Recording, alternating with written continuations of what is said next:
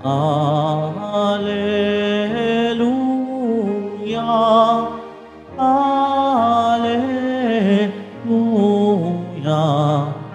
Alleluia, Alleluia.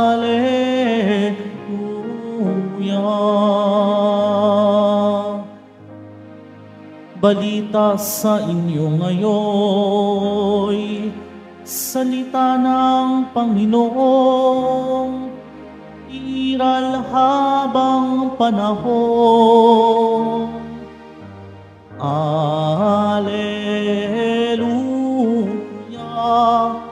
Alleluia, Alleluia, Alleluia.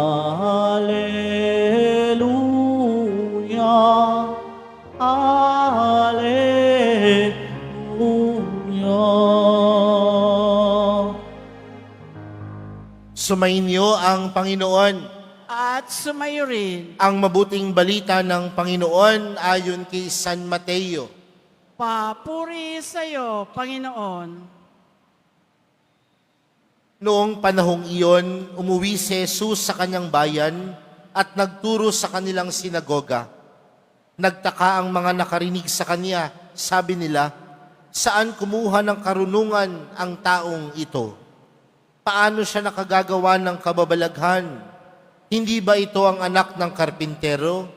Hindi ba si Maria ang kanyang ina at sina Santiago, Jose, Simon at Judas ang kanyang mga kapatid na lalaki? At dito nakatira ang kanyang mga kapatid na babae, hindi ba? Saan niya natutunan ang lahat ng ito? At ayaw nilang kilanlan siya.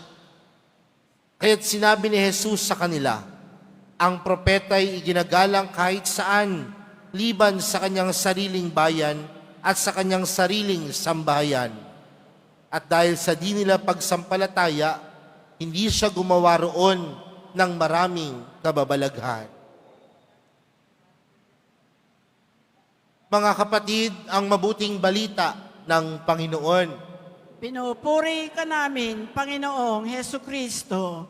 Magsiupo muna po ang lahat. Magandang hapon po sa inyong lahat. Pwede bang batiin ng katabi ng magandang hapon? Mga kapatid, ngayon po ay unang Biyernes sa buwan ng Agosto. At alam po natin na tuwing araw ng Biyernes, tayo pong lahat ay nagkakatipon upang tayo ay magbigay parangal, papuri, at higit sa lahat, pasasalamat sa kabutihan po sa atin ng mahal na pong Jesus Nazareno. Kaya bigyan po natin ng malakas na palakpak ang ating mahal na pong Jesus Nazareno. Mga kapatid, tayo pong mga Pilipino, mahilig po tayo sa mga kapistahan o sa pagdiriwang ng pista. Higit sa lahat sa probinsya, halos araw-araw, piyesta. Kasi meron silang, dahil ipinagdiriwang nila, yung kapistahan ng kanilang mga patron. Pero kung titingnan po natin mga kapatid, paano po ba tayo nagdiriwang ng piyesta? Paano po ba tayo nagdiriwang ng kapistahan? Marahil sasabihin ng ilan, Father, kaya nga tinawag yung piyesta dahil puno ito ng kaligayahan. Maraming party, maraming mga pa-contest.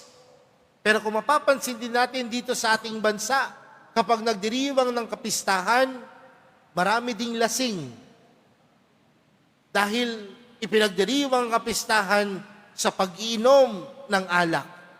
Maging masaya, maging maligaya ang pagdiriwang, yan ang kapistahan. Pero mga kapatid, yung atin pong unang pagbasa para sa araw na ito, nagpapatungkol po kung saan pinapaliwanag sa atin kung ano at paano ipagdiwang ng mga Hudyo ang kapistahan. Ang pagdiriwang ng kapistahan ay hindi lamang puno ng kaligayahan, bagkus ang pagdiriwang ng kapistahan ay puno ng pagpapasalamat sa kabutihan ng Diyos. Kaya kapag nagdiriwang tayo ng pista, Huwag lang tayong maglasing. Huwag lang tayong uminom. Huwag lang tayong sumayaw. Huwag lang tayong magpagalak.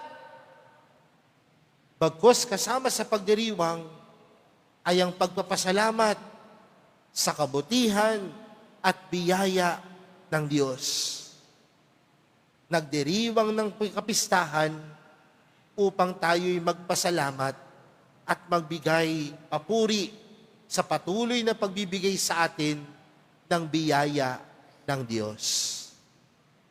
Kaya mga kapatid, hindi ho masamang magdiwang ng kapistahan. Higit sa lahat, kung ipinagdiriwang ang kapistahan ng puno ng pagpapasalamat sa Diyos. Pangalawang bagay mga kapatid, magandang mapagnilayan po natin yung ating ebanghelyong napakinggan. Si Jesus bumalik sa kanyang bayan. At sa kanyang pagbabalik sa bayan nila, kung saan lumaki, nagpahayag si Jesus ng mabuting balita.